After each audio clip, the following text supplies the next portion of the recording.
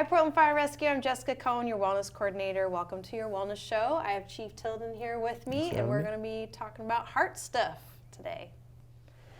Well, thank you, Chief, for being with me. Absolutely. Thanks for having me. Yeah, a big one that comes up in our wellness shows is heart-related issues. Like we said, everything revolving around the heart. Mm-hmm. So I reached out to you because I had heard about your story, and I just wanted you to reshare that story with everyone.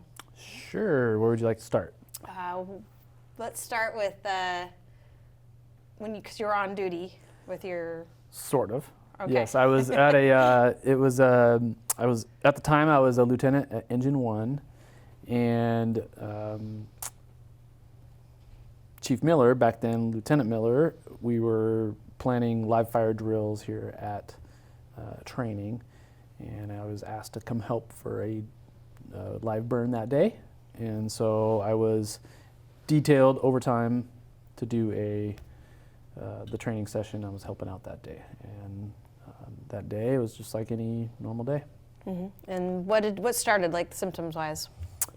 Well, we were dressed in full turnouts. It was a live burn, so we had SCBA on, our turnouts on, just getting ready for the day. I had 0 symptoms.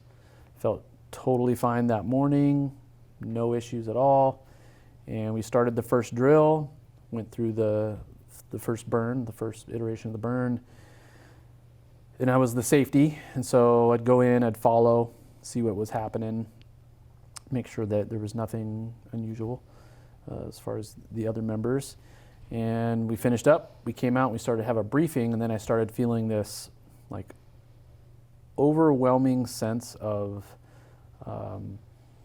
just like exhaustion. Mm-hmm. I didn't have shortness of breath, didn't have any chest pain, I wasn't dizzy or anything like that. I just felt exhausted, like I should not be this tired, why am I so tired? So, like any of us, I just ignored it. Mm-hmm. So I said, okay, well, this is weird, I'll shake it off. Mm-hmm. And so we got ready for the next drill, and it just persisted throughout the time there. I believe I sat down next to Chief Goforth. At one point, I may have mentioned something like, oh, I'm just beat, I'm tired. I don't know exactly what I said. I don't remember all the details, but I do remember saying something, but it wasn't anything that was alarming to anyone. So, we completed the drill, and it was Station 1, all of Station 1, Station 12, and, 2s was in the area doing their thing. And I was feeling, off still, so I said, well, I better go walk this off. And so I didn't tell anyone, and that was a mistake. And I walked around behind the burn room, and I took my SCBA off, and I believe I started to take my coat off. And then the next thing I know, I wake up and stand up, and Austin Van Avery, who was a new firefighter at the time, was looking back at me with just pale-faced, and everybody around him kind of angry, and I didn't really understand what was going on because come to find out later on is he called a mayday because he found me laying on the ground having what looked like a seizure, foaming from the mouth. And what happened is he heard the pass alarm going off, and so he went to investigate, and that's when he found me. And so he made that call, people came, and they saw me somehow. I just stood up, and I was confused, and people were asking, is this part of the drill? And I said, yes, I'm drilling, because that's the last thing I remember is we were drilling. And they all kind of walked off mad. I didn't really understand, and Austin was obviously shook. Mm-hmm. So that was one of the things that, if it weren't for Austin, like having the courage to like call that, do the right thing, like mm-hmm. when he's like kind of questioning and he did the right thing, like that was huge. Yeah. So super courageous for a young firefighter to do mm-hmm. that. So I appreciate him doing that. I think at that point I saw Chief Williams walking from the annex area mm-hmm. behind the TAC classroom. And I saw him walking towards me, and he got to me as everybody was leaving, and he asked me, hey, do you want to take a walk to the watch room and get checked out? And I said, yeah, it's probably a good idea. I don't remember the walk to there. Mm-hmm. I remember sitting in the watch room, and they started putting the stickers on, and they weren't sticking. And I'm like, oh, the EKG's not sticking. That's not a good sign. I'm sweaty. Mm-hmm. And then I got a little bit of short of breath. Mm-hmm. And then I remember like darkness Mm-hmm. closing in, and I think I said to myself, I'm going out, guys. Yeah. And then in the next, I don't remember anything after that. I remember bits and pieces of waking up like in the cath lab, and then waking up a little bit here and there in the ICU. Mm-hmm. And then I don't know over however many days it was later, I woke up in the main room, and that's when I started getting visitors and things. But, Mm-hmm. and even then it was still really foggy. So Mm-hmm. for me, I had no symptoms Yeah. at all. That would be the typical, Yeah, that would highlight what was going on. right. Mm-hmm. Yeah, and there was, thinking back at it, there were so many people that were there that day that I was just surrounded by, just great people that knew what they were doing, and they saved my life. They saved my, my brain function and how I can operate. I'm still here. This is great. Like I don't think I've changed any. Yeah. But maybe I've changed a lot of ways I think and ways that I approach things now. But Yeah. relationships and things like that. So what was happening? So what happened in the heart? So I had a 100% block of the LAD, which is also known as a widowmaker. It's I think it's the same as what Gagnon had. Not exactly sure why that happened. The doctors said there wasn't any other blockages anywhere else. And okay. I don't know if it a piece broke off from somewhere else and lodged there, which could have happened. Turned out I had a heart rhythm called torsades. Okay. I don't know if the torsades happened first, that's why it was weak, and then it through the clot or through the thrombus or whatever you want to call it, or if it was the other way around. I don't know. Nobody can really tell me. So Okay. they went in, they pulled it out, and then put 2 stents back to back because it was kind of a long clot that got in there, and so that's holding it open. Held it open so far.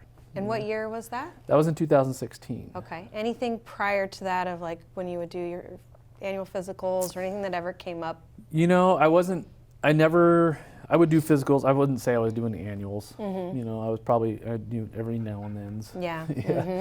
But I never had a doctor tell me I had high blood pressure or high cholesterol or anything like that. Yeah. I had parents that had some kind of risk factors. They weren't exactly the healthiest folks. Yeah. How old so were you when this happened? In 40. 16? It was like 2 weeks out of my 40th birthday, so 40s did not really start out very fun. Yeah. So no prior anything at all. I would say the part that, if I was looking back on it now, I wish I would have recognized, is that when I was working Station 1 at the time, obviously it's a busy house, found myself sitting in the watch room writing charts, sitting a lot, which is not good for you. And late nights, we were building a house. Yeah. There's lots of stressful things going on at the time, and so I got told by Chief Knorr after I returned to work that he walked by me and he came back. He said, "You're sitting right where you were sitting when the last time I saw you before you had a heart attack." And he said that when I saw you, you looked gray, and he felt bad for not telling me I looked gray. Maybe there was something going on then and we didn't know. Yeah. But I didn't feel anything. I just felt my normal tired. Yeah. And then it got progressively worse over a couple days, and so. How often were you exercising at that time, and then how was your nutrition? Yeah, so didn't really pay a lot of attention to the nutrition side of it. Exercise was probably, I would say when I was at shift, and nothing outside of shift. Yeah. Really, other than just playing with the kids and that kind of thing, but nothing like dedicated, because I just didn't figure out what worked for me. So it wasn't a huge priority, and plus I didn't have anybody telling me that, hey, this is wrong. You should, you know, you're having this issue. You should probably look at it. Be careful. So that's now a lot different. Yeah. What did you do like more immediately after to change your habits? So after the heart attack and on my way coming back to the line, I had to go through cardiac rehab, and that was a lot of just working your heart rate and getting your blood pressure up and then stopping, letting it come back and see what it does and see if you have any chest pain, that kind of thing. And so it was a lot of cardio work. And so I thought, well, okay, when that's over with, I still want to continue, because what I found is when I was in the cardiac rehab, I actually really enjoyed it. Like, here, come here, do this, do this, do this, do this. I'm like, okay, I can do that. Yep. I didn't have to think about it. I just come in and I did it. Well, then that eventually ended. I'm like, well, what am I going to do now? I don't want to lose, you know, the gains that are, you know, the changes that I've seen, and I didn't want to go back to how I was. And I found Orange Theory, and so I started doing Orange Theory, and that was great. It was almost exactly like my cardiac rehab, probably way more intense. But it built confidence because I felt I could get my heart rate up to 170 or 160, and it was fine. Like, I was okay with that. And then it added some weights. Then COVID hit, and I was really enjoying that. COVID hit, it closed those down, and it became Zoom, and it, you know, kind of do it on your own, and that, it just, I really came to realize I have to have a program. I have to have something to follow, and I just hadn't found anything that matched that. And so I had like a couple years where I was like kind of struggling to find something. That was very common, because I remember when I came in, and that's when we met at 13s.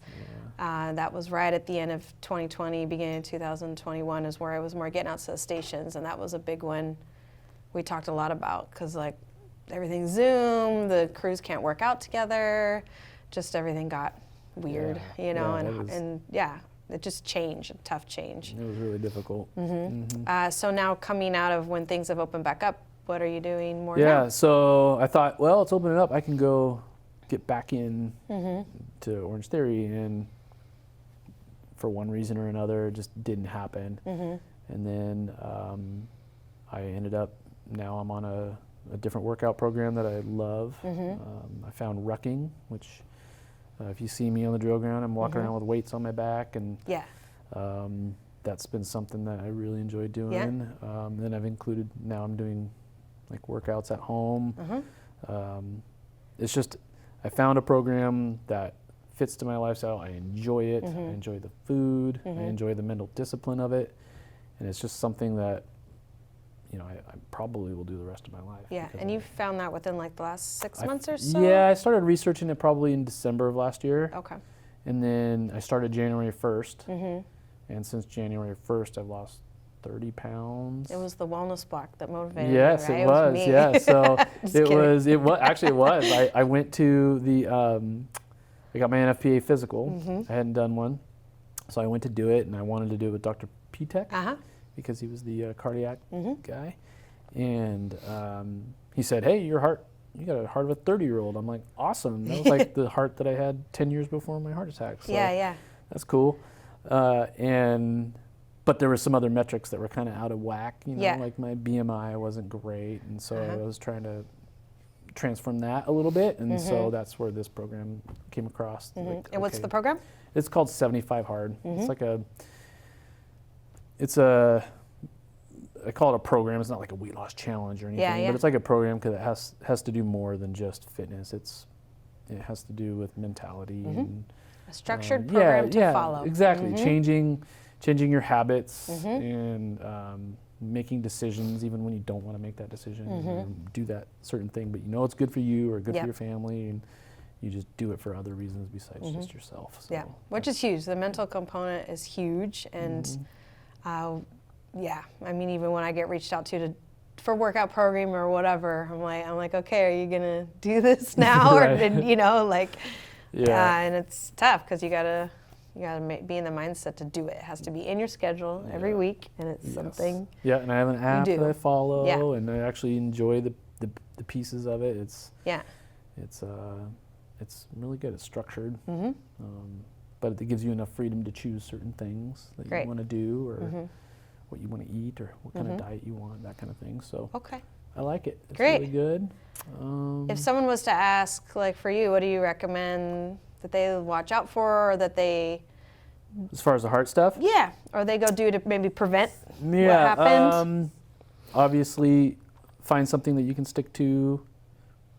Prioritize take time, be intentional about taking time in every single work day, and probably every single day even off work, to do at least one thing for your own health, even if that's just a simple walk, or kind of, hey, I'm going to make sure I'm going to hydrate today, or just do something. Like you start with one little thing and it'll lead to something else. And so I would say pay attention to that, because it's real easy to get just caught up in how busy you are during the day, or how, things that you need to get done. A lot of it's like prioritizing, yes, I have this project, but I can also do this stuff tomorrow. It'll be okay. And learning to delegate some tasks a little bit more. So those would be things that I would consider.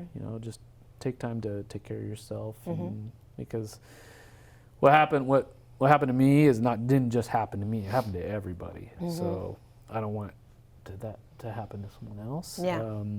Because it affected way more than just me. So do you recommend annual physicals? Annual physicals, for sure. One of the things I would say that I did learn from the physicals is that I didn't have high cholesterol or anything like that. Dr. Pitek told me to look into a thing called little lipid A, I think is what they call it. And it's like an enzyme that, even though you have good cholesterol, it can still cause issues with blockages. The calcium. And so, but there's a FDA drug that's about to get approved to the FDA that's maybe like a once-a-year shot that ends up like counteracting that. So that's interesting. I don't know if it's going to happen or not, but he advised me that it's genetic. And so to have yourself and your kids tested for it. So I still haven't done that, but so it's something I want to do. I think that's the big one. It's like you got to get a baseline. So you got to go get your physical regularly, so that we know where we're working from. And if it's been 5 years or however long it might have been, I mean, things can get worse over that time, and you may not feel it. Right. Yeah. It just slowly creeps in on you if you're not paying attention to it and being intentional about it. It'll creep in on you. And had anyone ever talked about the coronary artery calcium scan, so the CAT scan? No, I hadn't heard about that until just when Gagnon does that, and so it's still something I would like to do. I haven't had a chance to do it yet. But it'd be interesting just because of like with the changes you've made. I would like anything to see. Going on, or maybe it's gotten better. And then just think about your relationships with people, and how just gratitude. That kind of thing. So all that good stuff. Well, thank you so much for chatting with us and telling us your story. And anytime. As always, our members can reach out to Tilden just for any advice or input, even on the program you're doing. I know a couple members have told me they're doing that kind of with you, or a little bit. Maybe I don't know if you know of them. Yes, it's a journey. Few people joined in. So I'm happy to talk about it. And any of my heart stuff, I'm happy to talk about that. And if you want to talk about it in private, that's cool too. So great. Thank you so much. Absolutely. All right, everyone. Thank you for joining us, and we'll see you in the next Wellness Show.